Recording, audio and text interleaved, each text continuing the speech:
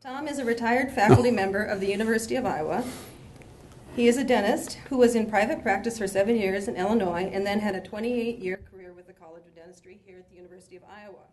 But most importantly for tonight's talk, Tom has had a lifelong interest in history, which includes the following. He sent me this information: American history, including the Civil War, U.S. presidents, etc., the history of dentistry, the history of barbershop harmony. Tom serves as a historian for the local barbershop chapter, the Old Capitol Chorus, and is the historian for the Central States District of Barbershop Harmony Society. But his main love right now, which I'm fostering, is Iowa City history. His current research interests concerning Iowa City history include the development of East Iowa City, and remember, you can watch that streaming at icpl.org. The history of passenger rail transportation in Iowa City, which I think will be another fascinating topic. The Lustron Home, of which there are 7 in our community, and he already has a program prepared on that. And the Chautauqua movement in Iowa City. We will take questions after his presentation, and please do fill out the survey I passed around. It helps us do planning for more programs in the future. Your comments and suggestions will help us a lot. It's been a pleasure to get to know Tom, a true citizen historian. Please help me welcome him.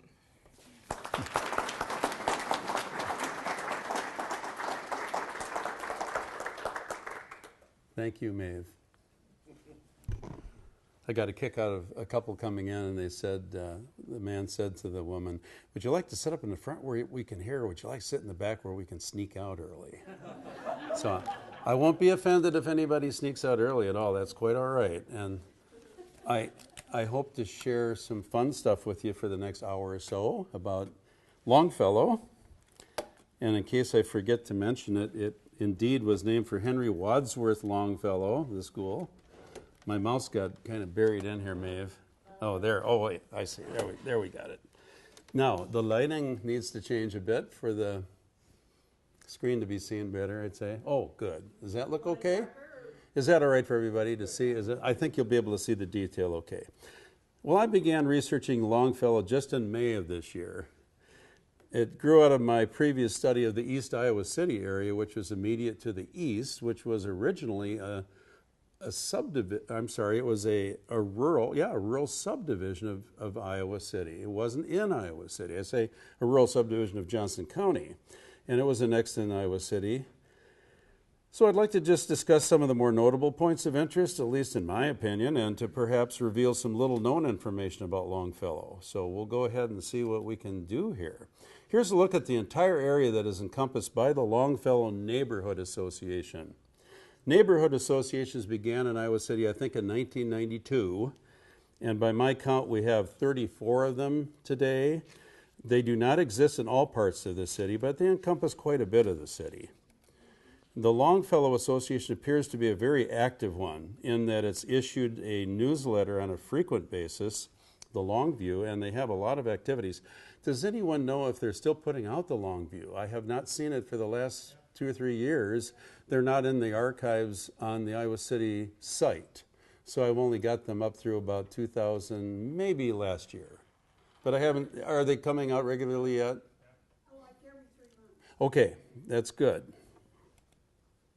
But they do a lot of things like garden and nature walks, historic walks, and creek cleanups and things like that. Here are the streets that mark the periphery of the Longfellow Association. You can see it's centered around the Henry Wadsworth Longfellow Elementary School, pretty much. And for additional references, here are some of the streets within the area. So it kind of shows you, for those who are not intimate about Longfellow, about where you are, where we're talking about here. Let's have a look at the development of the area. I'm going to show you some very detailed things, but there'll be some names that are of some significance as we make our way through the neighborhood. So this is a progression of additions to Iowa City over the years. The first one that came in really was P.J. Regan's addition. Regan was an assistant to a man named Henry Strom, who had a nursery, a very large nursery in the area for about the last half of the 1800s. Then this is Oak's first edition up toward the north. Now, Mr. Oakes was a man who was a brick maker, and we'll talk about him in a little bit. There's Regan's second edition from 1899. Then the O.S. Kelly Company, that many of you know as ADS, maybe, as it ended, the Advanced Drainage Systems Company on Sheridan Street, came in first in 1899 as a different company. We'll talk about that a little bit too. Then Oaks' second edition is seen up there to the north. Then the big chunk that came in was the Rundle edition. And that came in 1908, and that represented 274 home lots. And the Rundle farmhouse, which is no longer, it's not extant, is there where the red dot was at the corner of Court and what is the other street there? Oakland, yes. I remember the progression from east to west is Dr. Go. It's a takeoff on the James Bond Dr. No. So it's Dearborn, Rundle, Grant, Oakland. So these little buzzwords. There was a A.E. Swisher edition. That's the same family for whom the town of Swisher, Iowa, was named. That came into being in about 1904. Then in 1910, there was a proposal of annexation put to the voters of Iowa City, whereby the city of Iowa City would double in size if it passed. This was the outline of the city limits at that time before the vote was made or taken. Oakland Avenue being on the east and so forth there. And this would be in blue the extent of the city if it passed. It would just about double the size of Iowa City. It would take in East Iowa City, the Rundle edition, the Manville edition, and the Chautauqua area to the west of that, as well as a lot of other unnamed areas, a lot of rural areas still at that time. Well, the election result was fairly close. It was 628 for to 526 against. So it passed. And Iowa City effectively doubled in March of 1910. And there were the borders at that time. I know this is getting real busy, but we have other editions such as the Coldren edition, which is in the Longfellow area. Some of you know the Mary Coldren home, the Summit Hill edition. Here's a very busy slide. Took me quite a while to put that together, to draw all the lines individually, but we have pretty much everything there that is in Longfellow from that. I'll begin our tour at the northeast corner of the area where College Street crosses Ralston Creek and where Vivian's cousins live, who are in the audience today. Raise your hands. Good. And as we go up College Street, toward the west, we come to this large Angerer home on the corner of College and Muscatine. And then turning the corner and coming down Muscatine to the southeast, many of you or most have seen this sculpture on the lawn, maybe wondered like me, what in the world is that? Well, it doesn't represent any particular person, no particular composer. It's named El Compositor, and it was sculpted by, I believe, Mrs. Angerer's son or son-in-law, but it doesn't depict anybody specifically. As we go down just a bit, on the right is a Randy Tertia, I guess it's pronounced, law firm building, which once housed at least 3 neighborhood grocery stores, including Frank Bath, Gump's, and Ralston's. Interestingly, it represents one of 3 such one-time groceries, all within a short distance of each other on Muscatine Avenue. Why were there so many small groceries, do you suppose? Because there weren't any big ones. There weren't any big ones. That's right. And why so close together for 3 little grocery stores, all within a couple of blocks or 3 blocks? I guess they had their clienteles and they were their own little niches. That's possible. Now, I've got to put in a pitch here. I don't like this sign at the intersection of Burlington Street and Muscatine Avenue. Are you familiar with this sign? As one travels southeast bound on Muscatine Avenue and comes to this stop sign, she is warned that the opposing traffic does not stop. But it does not say anything about the traffic coming from the hard right, which also does not stop. I'm afraid there could be a bad accident there someday. I'm surprised there hasn't been much reported. They end up in the front porch. Yeah, that's, well, I petitioned the city, might say petition, to change the sign, and they agreed last winter that it would be changed when better weather prevailed. But so far, better weather hasn't seemed to have arrived, so We're still there. Right. On the left, we see the 5 Moffitt cottages right across from that area. Interesting little structures with stone exteriors. How many of you are not familiar with Moffitt homes in Iowa City? Most of you know about Moffitts. Okay. Howard Moffitt built a number of homes, apparently over 100 in Iowa City, between 1920s and the late 1940s, I think. Many of his homes are in the Longfellow neighborhood. Tim Weitzel investigated and mapped out where they are in the Rundle Street area. Moffitt had no formal training in construction or business. In fact, he earned a bachelor's degree in political science, formed an auto supply business with Ray Blakesley, and only later with Blakesley began building houses in the Rundle addition around the mid-1920s. They built small rental houses, often with steeply pitched roofs, massive chimneys, often with a distinctive look. He may have picked out a design from a magazine and modified it to his liking, but he used inexpensive Depression-era labor and was very cost-conscious with his material selections. Materials that he used included such things as salvaged lumber, things from a local dump site, salvaged sections of streetcar track, bridge planks, sawdust for insulation, and chair backs. He also often bartered for goods and services. His nephew, the late Bruce Glasgow, some of you know the name Glasgow from the realty firm, he was on Moffitt's construction crew in 1939, and Glasgow recalled how Moffitt's wife also influenced his home designs. Well, during the early years of World War II, he rented each of his house for $45 to $50 a month. And then rent controls came into being. He put up all of his homes for sale, selling 78 on contract, mainly to his tenants. His homes had fit a need in the affordable rental market. Now, a person named Bill recalled that, quote, when remodeling a Moffitt, there's always some strange incident. One incident involved the movement of a small piano into a Moffitt house, and the piano sank into the floor. It did not fall into the basement, but it was held by the railroad spurs, I take it maybe tracks, that Moffitt used for support beams. A second incident involved a contractor who was removing plaster from a wall, expecting to find wood lath behind there. Instead, he found a series of wooden toilet seats nailed to the studs. Moffitt moved to Texas in 1943, but he still built a few homes in Iowa City each year until, I think, 1949. More than one owner has told me that there's not one square corner in the rooms of their Moffitts. If you want more info on Moffitts, I would suggest you contact a Jeff Schulein, a retired botany professor who lives in a Moffitt on Rundle Street. He's given talks about the Rundles. There's some more views of the cottages. On the right, we all know the old Seaton's Market, we called it, which went out of business in 1996 after housing at least 5 other grocery concerns, including Bonham's, Palmer's, Hunter's, Hartvigson's, and Cunningham's. The inset shows the Court Street side, which once had the grocery store entrance.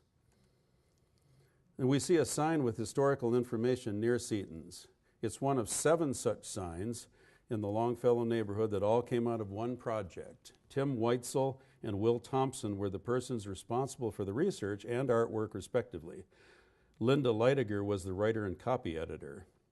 And to borrow from the rhetoric on the sign, small neighborhood grocery stores flourished during the first half of the 20th century before the widespread introduction of the larger supermarkets. Of course, convenience stores put an additional crimp on the grocery stores. But the story has it that Seaton's lost restaurant customers who accounted for 40% of their sales, I suppose mostly meat, due to a scare that the Federal Meat Inspection Act would restrict sales to restaurants. Seaton's had been in the store for about 40 years, and in 1956 there were perhaps as many as 32 family-owned groceries in Iowa City. During the 30s and 40s, as I looked at the Iowa City city directories, I found as many as 45 grocery stores that existed at any given time. Now it's an antique shop, but I've never found it to be open. Indeed, the sign on the building may explain why. To paraphrase, some days we're not here at all, but lately we have been here about all the time, except when we were somewhere else. Now we're passing through the Court Street Muscatine Avenue intersection, heading southeast yet, where Ralston Creek runs under the road. Legend has it that Robert Ralston, one of Iowa City's founding fathers, had his name attached to the creek by his cohorts after he showed up late for a meeting. This home on the right has some distinctive slanted windows on the front face of the house. I wonder if it was to reduce reflection or just a design element. I don't know. A little further, let's pause to look to our right down Rundle Street. How many of you pronounce it Rundell? And it could be. I don't know. We most commonly hear it Rundle anyway. Why is that street so much wider than the nearby streets? The streetcar, that's right. We'll talk about the streetcar that once ran down Rundle Street. Next on the right is the former Watts Grocery, which I've heard is owned by the same folks who have the former Seaton's place. This also has been converted into an antique shop that never seems to be open. And it housed at least two groceries, White Books Grocery and gas station and Watts Grocery. Now we get to a northeast corner. I've got some black arrows I'm going to use throughout here to kind of show you where we are in the neighborhood. We'll make a turn southward now on 7th Avenue. This house on the left, which is in the East Iowa City area, interestingly enough, has a 1843 date ascribed to it, which is, wait a minute, 1840? I think that's right. I was going to say 1838. I think it's 1843, but still quite old. I'm sure not the structure that we see there, but there may be some of the structure within that was built around. That makes it a very early house for Iowa City. As we drive along, we can see that the homes on the right are quite a bit closer together than the homes on the left in the East Iowa City area, in the area of Longfellow. Why is that? Simply because the lots were smaller lots. And so the homes are much closer together. Here is a Moffitt home. You'll notice that under the eaves there is a scallop pattern on the wood. You can see all these little things here. And I'm told that those were chair backs that were used in the construction of the house attached to the fascia. Then we pass Jackson Street. We're going down here almost to the end here. Near the end of 7th Avenue is this stucco that seems to be very well kept. A number of craftsman-style homes. Finally, a very small home that's right down by the railroad tracks there. Returning to Jackson Street, I'm going to turn west now, heading toward Rundle. We're going to cross Dearborn and then Rundle. On the left here, we see the Littrell house, once owned by a family named Littrell, who had the chicken hatchery. Do you know about the chicken hatchery that used to be in that area? Yeah, it was in the building that burned, and this one is replacing it right. I have a picture of its completed state here along the way, but this was taken some months ago. The chicken hatchery was run by a number of different individuals from 1918 to 1986. They supplied local small grocery stores, farmers, and it also shipped chickens and eggs out of state. And it was turned into a dental laboratory then that burned down. A look to the north at Dearborn reveals a really lovely street scene with some towering trees. I took this in the spring after all of the nice rains we had. In this region, Rundle Field once existed. Many of you have heard about that. It was an Iowa City short-lived semi-professional baseball team known as the Gold Sox and later the Ramblers played in this field. That's approximately the area that it encompassed. The field and the ball club only lasted a couple of years, and the area soon made way for the construction of homes. The creation of the baseball team may have also been partly for a promotion to sell home lots. So here now is the newly constructed dental laboratory that replaced the burned out structure. We're going to go down this alley, which is just to the west of the dental laboratory, and go south to the railroad tracks.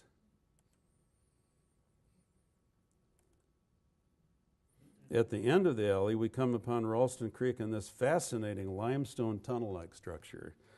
How many of you have seen that structure? Not a whole lot, but quite a few. That's neat. This very old passageway was built under the railroad tracks that were first laid in 1855 for the Mississippi and Missouri Railroad that came into Iowa City. Why would something like that be built, you suppose? Anybody have an idea? Drainage? I think so. I think it was for drainage. That's what I'm told. Reportedly built by the railroad, and does anyone know its local name? Dead Man's Cave. If you've heard of Dead Man's Cave, that's Dead Man's Cave. Here's the entrance on the other side of the tracks off of Kirkwood. I don't remember if it was Page Street. Doesn't sound right. It might be though, a little street there. As we continue west on Jackson, we come to Rundle Street. As we travel north, the street is seen to be narrow, but then we get to Sheridan and look north, and we find again it's very wide because of the streetcar that ran down there. It ran from the heart of downtown to the vicinity of Rundle Street and Sheridan Avenue, and it would be built, according to the developers, if enough lots were purchased from the Rundle Land Improvement Company. A prime mover of the movement was a Mr. Maggard, for whom a street a little west of here was named. You know about Maggard Street, a lot of you. The Rundle Land Development Company used different schemes to promote the sale of their lots. The promise of the streetcar, free streetcar rides, a balloon ascension, including a parachute drop by a young lady to create some fanfare. I heard that she subsequently was killed in one of her parachute drops. And we think also the establishment of Rundle Park baseball field may have been a promotional idea.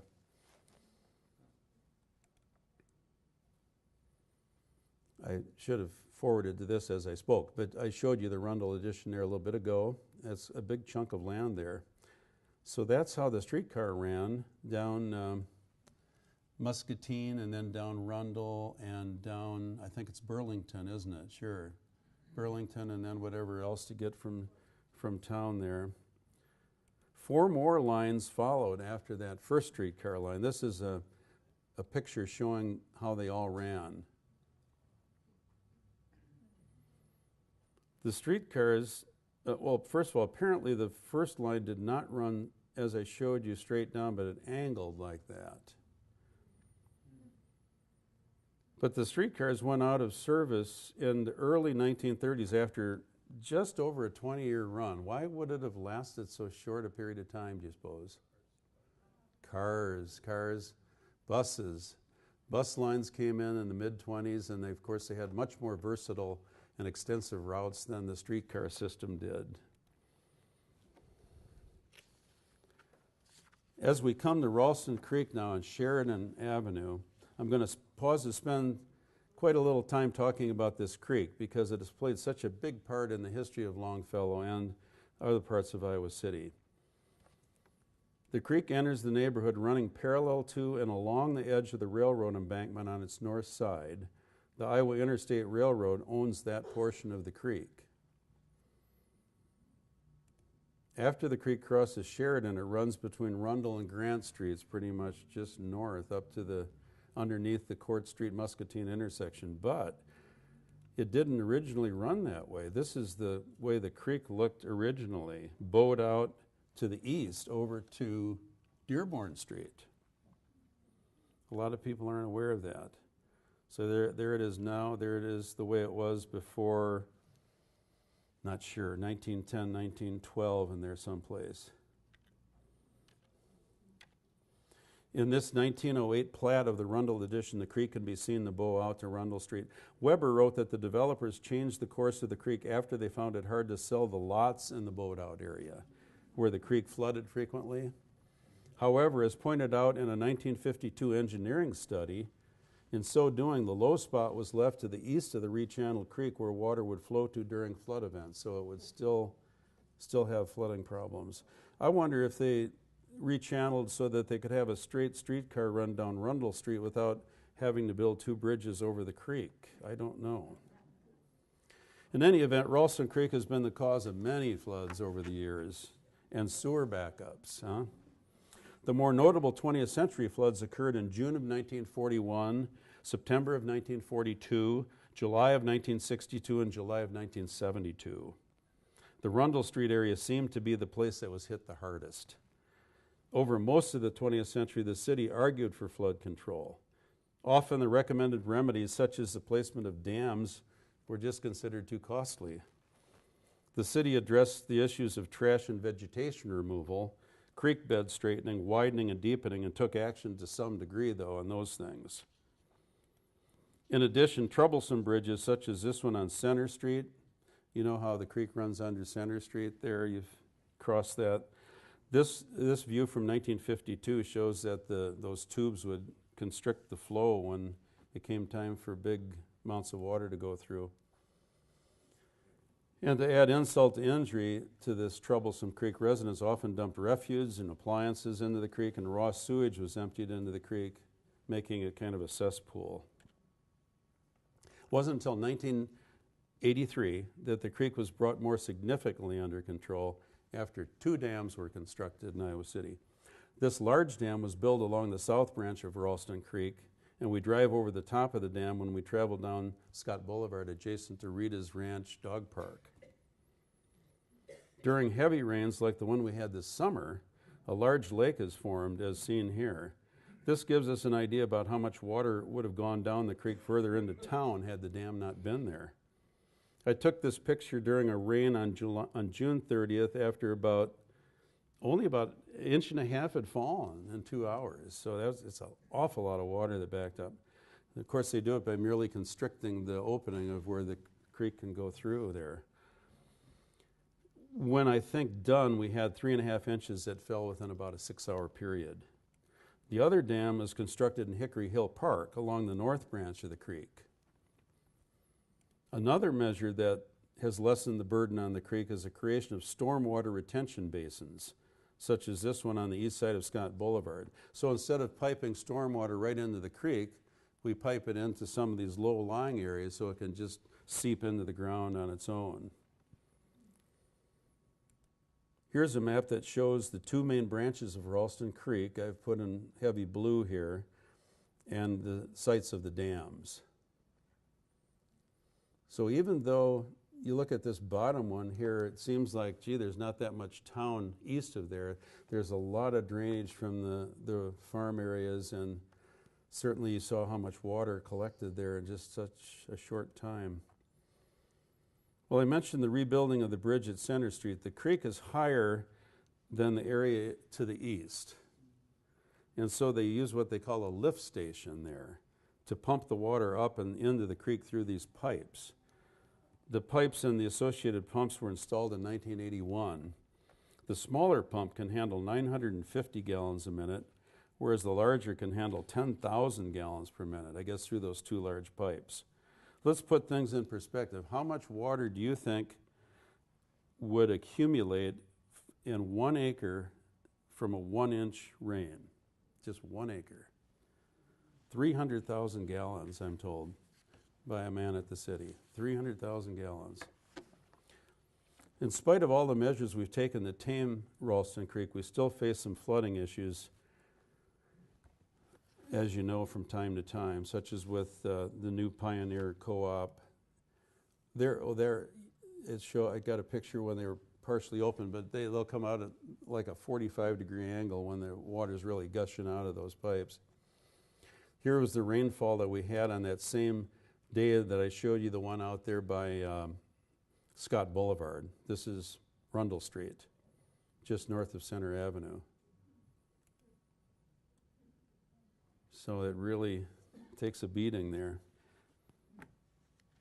Has anybody in the Rundle area experienced flooding or sewer backups recently in the last 5 or 10 years? I don't know how much of that goes on. I think it's been pretty well tamed, but it'd be interesting to hear. So anyway, that ends my discussion of what I called one friend that stupid little creek. You see it when it doesn't have much water in it. It looks so innocent. Gosh. Crossing Ralston Creek then on Sheridan, we come to this newer development. I know one of our people here lives there at least. That is where the ADS plant was, the factory that once existed there. Anybody know what a Blue Street sign means in Iowa City? Private, right. My realtor pointed that out to me years ago. I didn't know what that was all about. Yes. There was your Longfellow Nature Trail. Oh, yes. Somebody mentioned the Longfellow Nature Trail. Oh, okay. Oh, yes. That's a kind of a path. It's a short kind of a, that's right. It goes along the west side of the creek. So a blue sign means the street is private? It means the street is not city maintained as a private street, so the city will not plow it, for example. They won't maintain it. Right. Is it a dead end? No, they don't have to be dead ends. I don't know. A lot of them might be, though. Is it Memler that's off of Rochester? That's a blue one. I can't remember. They're different. Yeah, that's right. Yeah, condo type things.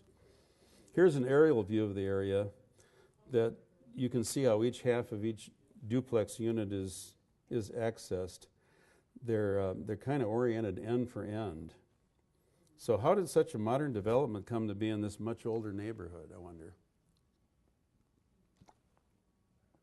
I'm sure it was a little controversial, and they finally got it through somehow. But I find it interesting that the duplex units that were built there look so modern compared to what they were trying to do in the peninsula area off of Foster Road, making these older-looking type of structures. It seemed like those would have been the kind of things that would have fit into the Longfellow area a little bit better.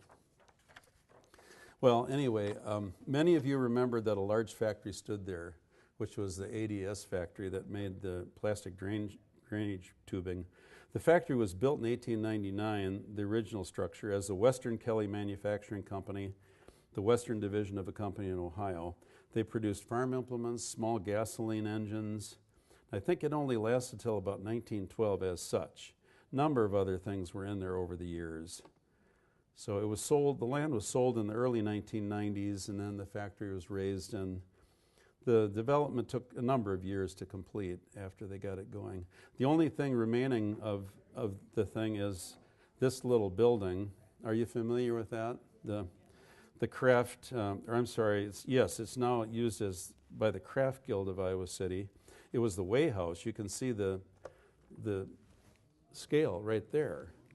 And the Craft Guild was formed as a nonprofit organization in 1939 by a group of Iowa City ladies, its purpose being to create craft items from materials both found and salvaged, and then sell them in order to benefit the community. It's still active as a place to learn and work with textiles, metalwork, and ceramics, although I don't know anything beyond that about it. Some of you perhaps do. In 2001, the city completed this pedestrian bike tunnel under the Iowa Interstate Railroad tracks. I heard they kind of just pushed through it some way. It was a very expensive project, I think in the numbers of hundreds of thousands of dollars. Apparently, the Longfellow Neighborhood Association lobbied for years for the city to establish the tunnel. But now you can get to the Iowa City Marketplace a little quicker. Do you know what the Iowa City Marketplace is? Yeah. The former Sycamore Mall, right. Okay, now we're going to go west on Sheridan, getting into the area that was the staging ground for troops about to take the nearby railroad to the battlefields of the Civil War. So we're down there now past that new development a little bit, and we come to the area that was once Camp Pope. I don't know for whom it was named, but that part I haven't figured out yet. But it's believed that on September 14th, 1862, 964 men left Iowa City, and of these, 393 did not return. That was Camp Pope. Now it just blacked out. Let me touch the screen and see if it comes to life here.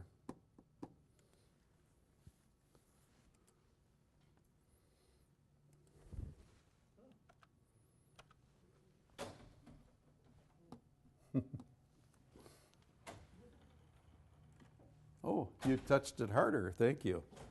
Let's see. I think that jumped us ahead a bit here. There's Camp Hope. Okay, now we're going to go down the street a little bit more. We'll go all the way to Summit Street, and beginning at the Summit Street Bridge, I'll take you all the way up to College Street. The Summit Street Bridge was rebuilt, you remember, and it opened in January of 2000. It replaced a bridge that had been built in 1930. And since Summit Street is an arterial street, the residents were probably quite happy for the quiet that they enjoyed for the 7 or 8 months of construction.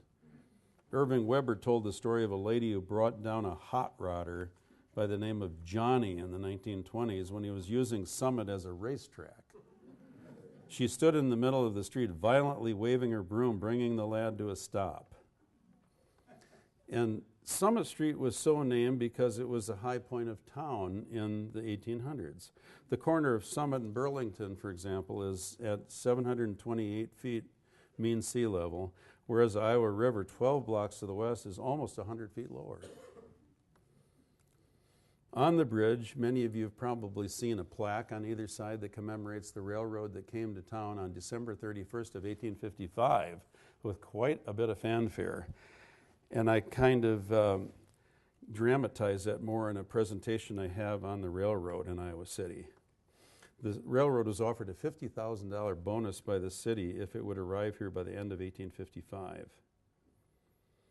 Well, Summit Street's an historic district, which means that what? There are restrictions to the changing of the exteriors of houses. They don't care what you do to the inside, evidently, but it applies to most of the homes along the street. A few non-historic homes are along Summit Street, as you know, particularly just a little bit north of the bridge, when we're talking now about Longfellow, south of the bridge too. And then up a little further north on the east, there's one or two homes that are rather modernish. I would think that they are exempt from the rules, but I don't quite know how that works. Now here's an 1854 map that I had a large copy made of, and I took a picture here to show you where this Strom, Henry Strom parcel of land was. I mentioned him before of having had a nursery from about 1851 to the 1890s. So he had a long run of maintained an extensive line of ornamental shade and fruit trees. And at one time, I think he had a location east of Summit Street. Strom and his assistant P.J. Regan were two of the early developers of the area. I showed you their additions a little bit ago. Now, you know the Deluxe shop here on 812 South Summit offers elegant pastries. In the former days, what do you suppose it housed? Groceries. Smith's, Summit Food Market, and the Clover Farm Food Market, which was in business until at least 1965. On the same side of Summit Street, 1 block north of the Deluxe Bakery, there was once another grocery listed at 712 Summit. In this picture on the left is 710 Summit, and on the right is 718 Summit. So I'm wondering if the grocery, which was once Bob's Summit Hill Grocery and Harry Smith Grocery, may have been built or housed in a carriage house or horse barn in the rear. I don't know. That first one you showed there was Harry Smith's grocery store. I think he might have had 2 locations. You mean the one that's that's Deluxe, you mean? They got a Yeah. bakery in there now. Yeah. Yeah, I think he may have had another location, though. And they then, live next door, right in the corner. okay. And then there was also a grocery listed at 704 Summit, which was also a Harry Smith grocery. So there were some questions about where some of those were. Of course, as you know, Summit Street features mainly stately mansion-style type dwellings with large setbacks, towering trees, beautiful area. Most of the area encompassed by the Longfellow Neighborhood Association falls under the category of either a historic district or a conservation district. Any proposed work or changes to the exterior in either district must be reviewed by the Commission in Iowa City. Many restrictions are in place as to what may be done. That's been kind of a double-edged sword for people, hasn't it? I mean, on the one hand, it seemed to be nice to keep things historic and keep them how they look, but it sure can play havoc on the pocketbook of some of the people, too, when they have to replace things with original type, more expensive things than they could have otherwise. Here's a hitching post that remains on the west side of Summit Street. It looks like it took a hit at one time there. Does anyone know of any other hitching posts that we still have in town? I don't. I'm just wondering if I haven't really seen any others. This is one of the original markers of 1839 that denotes a corner of the original platted boundary of Iowa City. It has a couple of descriptive metal plates attached to it. And then we get up to the northeast corner of Summit and Burlington. We see this apartment building that has rental units. But just north of it is a place originally referred to as the Summit. And the Summit was the first apartment building in Iowa City. It was built in 1916 on land owned by a medical doctor. He created quite a stir by putting that up in this kind of old, stately neighborhood. Irving Weber recalled hearing about the controversy while delivering newspapers as a 15 or 16-year-old. Each unit in the building had a Murphy bed. What's a Murphy bed? Any young people here who don't know it? Probably most of you know it, but here's a Murphy bed. Folds up into the wall. I'm told that each unit also had a very nice oak buffet, a claw-footed bathtub, speaking tubes, and a connection to a central vacuum system. So that was pretty neat for back in 1916. Now, since 1947, I understand the residents have owned their own units. So that's been quite a long time. In 1983, the building was placed on the National Register of Historic Places. In 1996, it was declared an Iowa City Historic Landmark. It's considered an example of the Prairie School style of architecture. Now this building, you know, probably this house, at the southwest corner of Summit and College Street, it's called the Lindsay Griffin Lance Mansion. According to Weber, it was built in 1893 and has often been called the Gingerbread House. Weber said it was a Barber mail-order home, claiming that both the plans and the building materials were shipped from Knoxville, Tennessee, and assembled in Iowa City. But I couldn't find any evidence that, the building materials were shipped, but only the plans. Some of you are familiar with a book by Lawrence LaFleur called American Classic. It has a lot of the old Iowa City homes in it and buildings.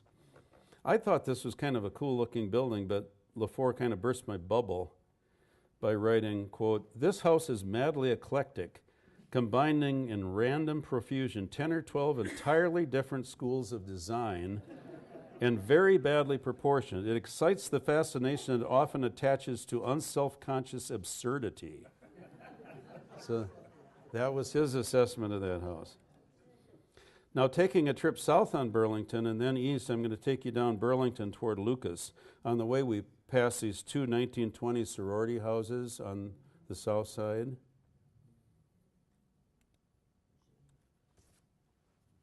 Turning south on Lucas, we find that most of the street down to the railroad tracks appears to be student housing. Some of it rather run down, but also there are some newer apartment buildings. I have to wonder how many old, delightful historic structures were torn down to make way for them before the conservation measures were in place.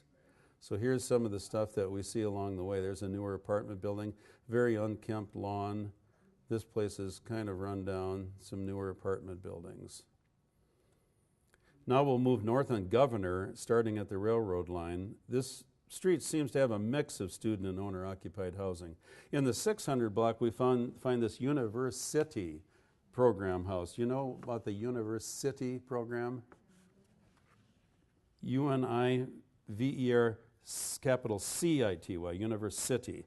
The house is part of a program, the University Neighborhood Partnership, whereby the city remodels homes, converting them from multi to single family units, assisting buyers with down payments, and perhaps offering some debt forgiveness. The program began about 5 years ago, and some 35 houses have now been finished. It's said to be targeted to affordable owner-occupied housing.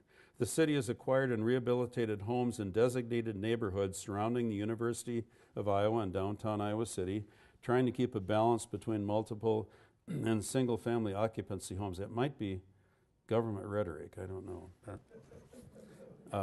Anyway, at 411 Governor, we find the Bethel African Methodist Episcopal Church. The little part to the right there was the original structure, and it was built in 1868, so it goes way back, to serve a predominantly African-American congregation. It's one of the oldest frame homes in Iowa City, or frame buildings. The new sanctuary was completed in 2010. According to one of the church's recent pastors, the building was situated outside of the original city limits. Why? Because when the church was built, African American people were not allowed to own property within the city limits. As the historical sign outside the building states, many freedmen and other African Americans came to Iowa City via the Mississippi and Missouri Railroad and perhaps by other means to a community deemed to be hospitable to them.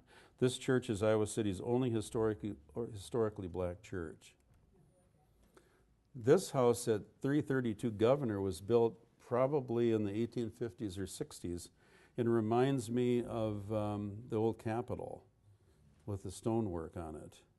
And this is actually one of the University program homes. Now I'm going to jump to the corner of Summit and Court and move east on Court Street, going down to perhaps the most noteworthy home on Court Street there.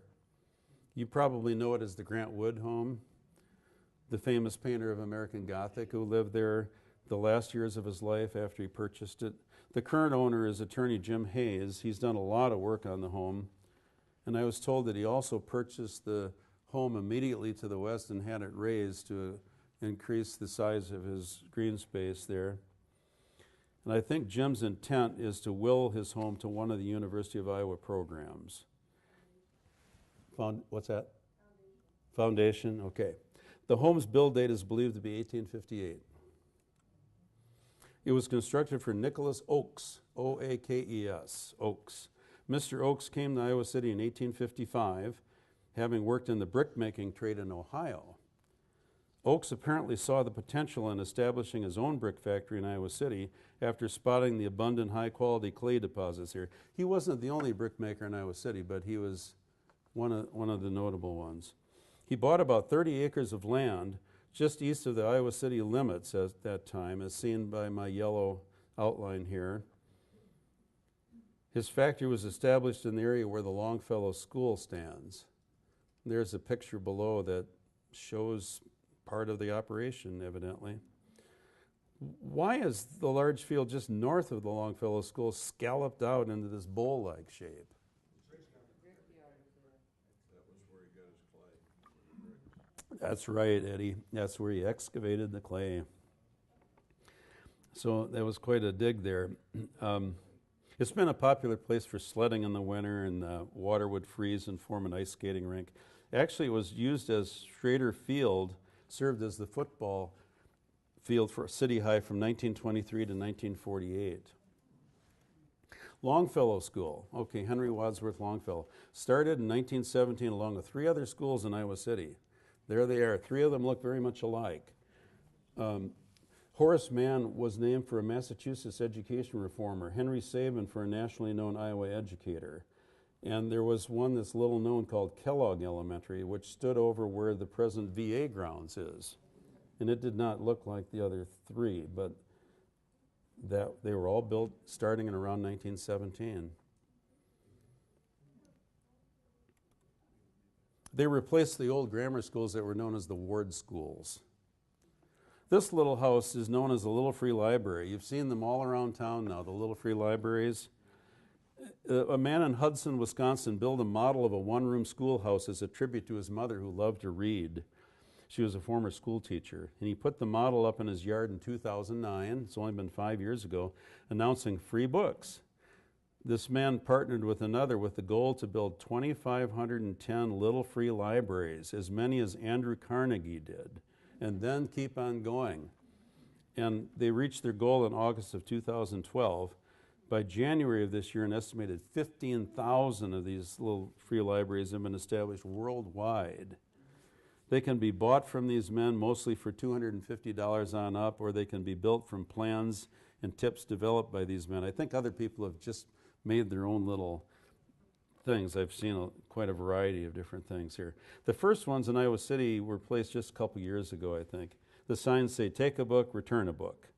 And if you look down on the bottom here, you'll see that there's a little house here for dog treats. Now we'll venture south on Clark Street from Court Street. We find a mix of very old homes with some newer homes, a few notable properties.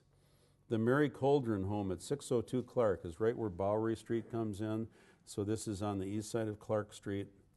It was purchased by the Coldren family in 1909 after it had 2 previous owners, with about 7.5 acres of land, made it into what was known as the Mary O. Coldren Home for Retired Persons, also been called the Old Ladies' Home and so forth.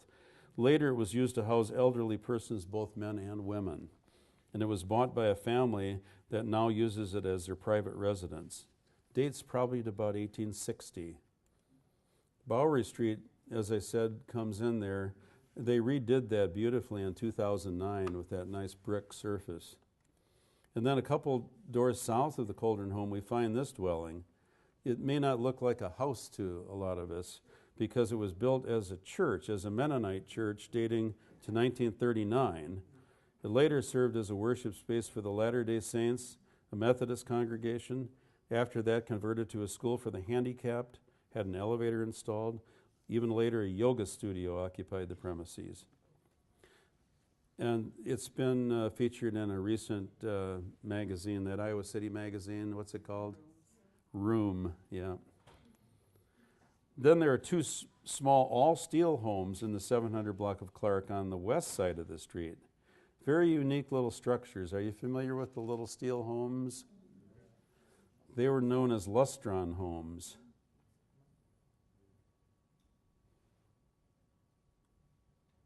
They were built to partially satisfy the housing shortage after World War II, only built for 2 years between 1948 and 1950.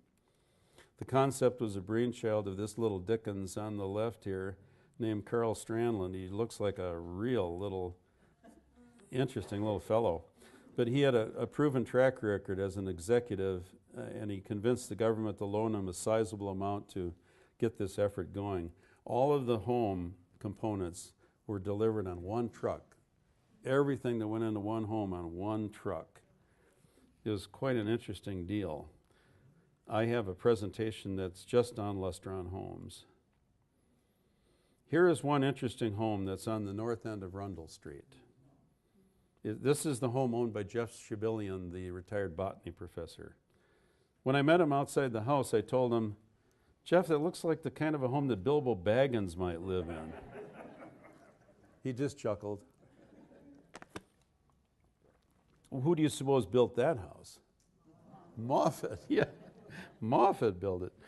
And Jeff told me that Moffitt salvaged that window from a factory, that little round window that's in the, doesn't appear right there. Quite an interesting little place. Jeff told me that one Halloween a little girl came by dressed as a witch with her parents. And the parents urged her to go to the door. But the little girl said, "No, a real witch really lives in there." So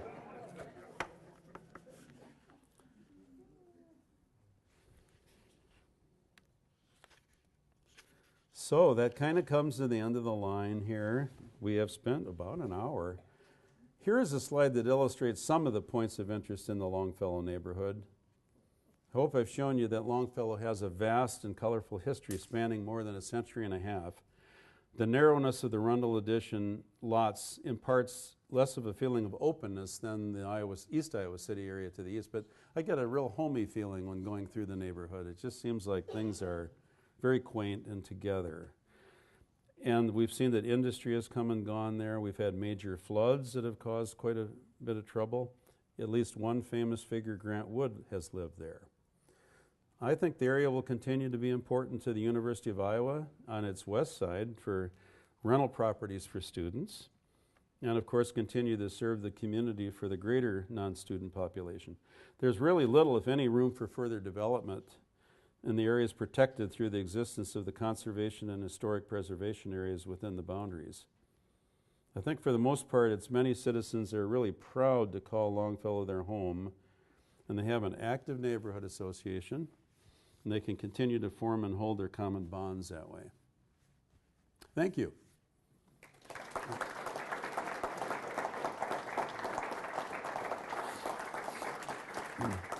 Here are between here and here are the sources that I used in preparing this. Like somebody told me, you just have to keep digging and find more and more, and the journey never ends. You know, this isn't everything about Longfellow, and I certainly don't know everything about Longfellow, but I've really enjoyed looking up things and researching it, and I love giving these talks, so I thank you for coming. Now, do we have any comments and questions?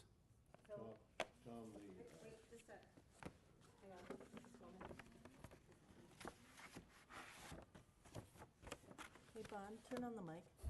Or wait, you're on. Bon, turn on the mic. That sounds live. So we are live on Channel 10, about to be Channel 20. So if you have a question, and I'm sure you will, because the last time you spoke, we had lots and lots of give and take from the audience, I will hand you the microphone. Tom, the one building that was, or one home that was the eclectic absorption of a number of different types of, yeah, that was made famous across the United States when Burke Breathed was doing his Bloom County. That really? was That very home? There it is, yeah. Right here. Yeah, right. That one right there. Yeah, that's the Bloom County. Neat. Hoorah! Wow. Interesting. Very good. So there's another famous person on Clark Street for you. Yeah. Berkeley Breathed lived in the... And Maeve is a famous person on Clark Street. Well, that's not true. But, so we have more questions or comments? We'll get those at the end. I was curious about the railroad. I think it stopped in Iowa City at 1855. Is that right? That's when it arrived. Where exactly did it stop? Johnson Street was the first depot, which was about not quite a half mile east of the present old depot that was built around 1899 on Wright Street. And there's a story about that because they wanted to get that money, and so they had to finish it by midnight. The story was that one of the Iowa City historians thinks it might be a fable, but it's described in many sources. Of course, some sources build on false sources, but in 1855, it was still something like a mile and a half from the station on the day of December 31st of 1855. And it had to get there by midnight in 1855. So people turned out. It was very, very cold, built bonfires, and city people pitched in. They laid down temporary track. Then the poor engine got almost there and it quit. It froze up. And so they supposedly used things called pinch bars, which were large metal rods to just mechanically force it to the station. So that's supposedly what happened, and it got here. So There is also a great description of that event in a book by D. Brown, who is famous for Bury My Heart at Wounded Knee. And the name of the book is Hear the Lonesome Whistle Blow. And you can get that right here at the Iowa City Public Library. Oh, I have to get that from you again. Thank you later. very much. We actually, of course, we have a lot of really interesting historical information, and we are starting, it will be our second year, going on our third year of a digital history project. So if you've lived in Iowa City your entire life, perhaps you have photographs of interest that you'd like to share with the community, and we would love to be able to scan them and hear your stories of how you grew up and how your neighborhood has changed and the houses that you lived in and the stories. Because I heard you when he was showing the pictures of what used to be the little corner stores. It's obvious that some of you used to go to those little corner stores and you know the names of the people who own those stores. So we'd like to gather that information. But more questions or comments? Wally Copsa had his hand up over there. Wally? Good. No, they can't hear you. Just for the sake of the... They can't hear you because they're at home.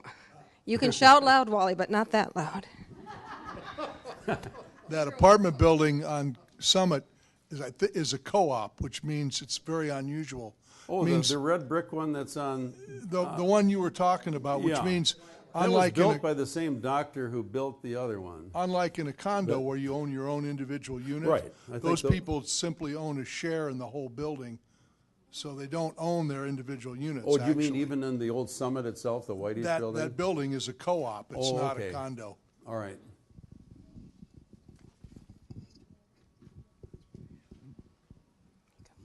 I think if you look back into the 20s, it became a co-op. I don't know when they started selling them, but you said something about 48. I thought it was in the 40s. But no, because we investigated that for a long time, because when condos became how you assess condos, The co-ops were assessed the same way, but nobody knew, they didn't have to file any papers currently, so. This man knows because he's their former city I was the assessor, city Dan assessor, Hudson. right. I'll tell you one more thing. I'll help you with your Lustron homes. When they built those two, I went to the Summit Grocery and brought pop back to the guys that were building them. Oh, you know what? I thought I heard that at Devorah's house with you. You probably did. And I thought it was Bob White who said that. It was you. Okay. Well, I was walking my dog the other day down Maple Street, which is this odd little street that, the alley. And a fellow said to me, "You're Maeve Clark." And I said, well, he said, "You're Mrs. Clark." And I looked at him and I said, "No." And he said, "You're Maeve Clark." And I said, "Yeah, I'm Maeve Clark." And he said, "I used to live in that little house behind you because I live on the corner of Clark Street and Clark Court, which is a blue sign." And he said, there was a tiny little house. He said, "I lived there for 9 months, and I used to be able to look out at the Longfellow or Schrader Field when kids skated on it." And he said, "But after that, I moved to the Lustron house." And so you have to go and speak to him. So he lived in the Lustron house from 68 on and still resides there. So people don't move a lot from the Longfellow neighborhood. Do we have other questions? I have a comment. You had asked whether it's Rundell or Rundle. And I was at a neighborhood picnic 2 weeks ago, and one of our neighbors, Bob Stika, grew up on Rundle. And I called it Rundell, and he corrected me sharply. I guess it is Rundle Street. Okay. And he used to ride the streetcars on Rundle Street. On the other hand, there's a man who runs a body shop, Harv Rundell. So, and it's spelled the same way, I think, isn't it, Wally? So I don't know. But Rundle is what you hear most commonly, right? So I just want to take a little quiz. There are 76, 75 of us in here. So how many people in here either live right now or have lived in the Longfellow neighborhood? Oh, Wow, that's look at that. That's wonderful. Wow. How many people Probably want to 3/4. live in the Longfellow neighborhood? So do we have any more questions? Or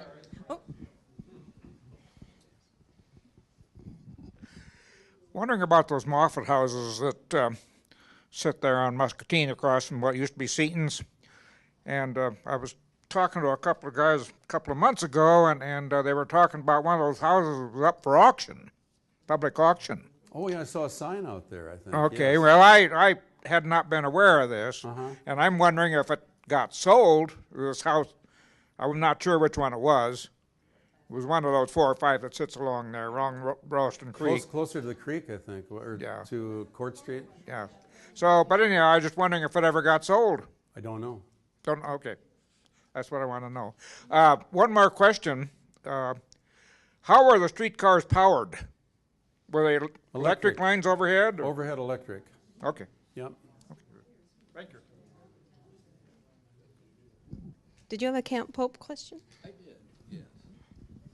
It's interesting about that street where I think the sign should be changed somehow, but you can't make it too complicated. But does anybody agree with me on that, or is it just me? I mean, it's like, that's one solution. Yeah, I just think it's an accident waiting to happen. And by the way, I told Vivian, my wife, that I was going to contact us. She said, "Oh, don't bother them about that. Keep your nose out of it." And she said, "They're not going to do anything about that." And so I get an email back that they're going to change it. So she bought me a coffee at Starbucks. That was my reward. So, yeah. No. Maybe I have to give you the money back. Huh?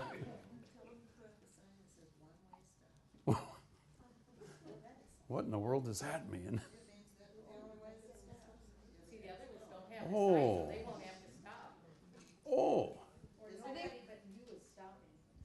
I don't think you're going to solve the traffic. Well, we won't solve that right now. Tom, you had a sketch of where Camp Pope was Yes. During the Civil War, and you spent about 1/10 of a second showing us that. Could you go back to that? Let's go back to it. Yeah, please. And I'm not guaranteeing that's accurate, but that was, here we are.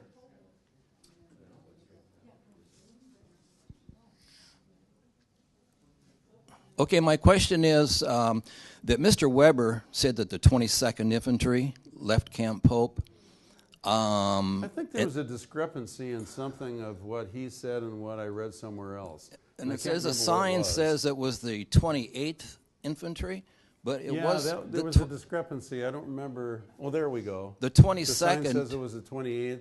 The 22nd Infantry was an Iowa City or a Johnson County infantry unit that did their training at Camp Pope. Okay. And then later they appeared at Vicksburg. So it was in fact the 22nd. It was the 22nd, yes. The person who developed this sign, one of the 7, may have been the one who said 28th. And I gave Tom some papers tonight from a colleague of mine who used to live at the corner of Seymour, was it? Clark and Seymour, and it's a little house. It's got the sign in front of it, and it's no one has actually been able to prove it. Help me with this, Jeanette, that it was the barracks for the at Camp Pope, and they had some research done about it, and the man who served, who was in the 22nd Regiment A, and drew a map, and so I gave you that map tonight. Well, that's the house that's just south of the Mennonite church on the northeast corner. And so they had some research done Or by southeast. Jan Nash on that house, and she gave them a map that has a drawing of what this man's memory of Camp Pope was and the borders of it, and he was in Company A of Regiment 22. 22nd, Right. yeah. Good, thank you. I think it's called Camp Pope. In the back? I'm In the serious. back along the wall? Yeah. There? Yeah, but the Camp Pope is a publisher as well. Oh, Mary. Who's never lived in the Longfellow neighborhood. All right, I'm a Longfellow wannabe. Aren't there some of the Summit Street houses that were on the Underground Railroad, and do you know which ones they were? I don't know. Okay. Does anybody in here know? Wouldn't be surprised. I don't know which house it was, but I used to work with a gal. I don't have the name. I worked with a gal who said she at one time lived in the house that was part of the Underground Railroad, and it was on Summit. But I don't know her address at that time. Do you have any more questions or comments or suggestions for another topic for Tom to explore? Allison. Keep me out of the saloons. Could you tell us what you know about the Chautauqua? You mentioned the Chautauqua, and it was on the map. Could you tell us what you know about the history there? Very little. I kind of gave up going into it or working on it and diverted to University Heights instead for now. But they staged Chautauquas in different locales, one being west of Manville. One was, I think, about where I want to say the College of Nursing building is, but that might not be right. Maybe where the old law building was. That was north of the railroad tracks. Where Chautauqua Heights was? And even, I think, in the oldest park in town, they may have had some Chautauqua. I have friends who